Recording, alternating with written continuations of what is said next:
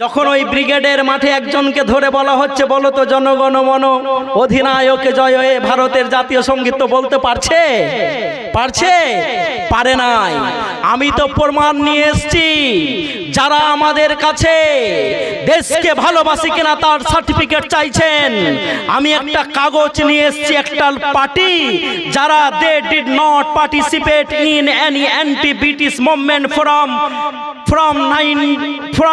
1922 to 1947, 1925 সাল থেকে 1947 সাল পর্যন্ত ভারতের ইতিহাসে ব্রিটিশদেরকে তাড়ানোর জন্য একটাও আন্দোলন করেন নাই, করেছেন? যদি করে থাকেন প্রমাণ দেন। আমি এখান থেকে আমার 4 চাকা গাড়ি দিয়ে আমি পায়ে হেঁটে চলে যাব, কিন্তু তারা প্রমাণ দিতে পারবেন না।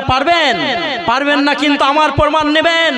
আমার খান আব্দুল গাফফার খানকে বলা হয়েছে, হে সীমান্ত গান্ধী খান আব্দুল গাফফার খান, কেন আপনি স্বাধীনতার জন্য এত লড়ছেন?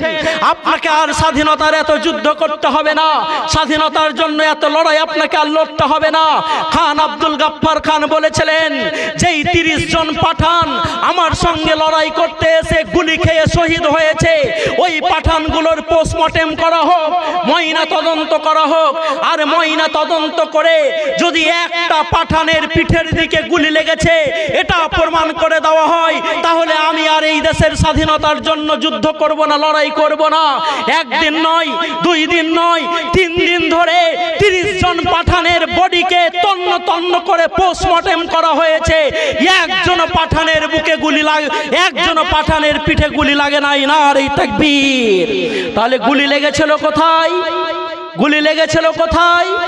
গুলি লেগেছে তাদের বুকে। বুক পেতে দিয়ে আমরা এই দেশকে স্বাধীন করেছি নতুন করে।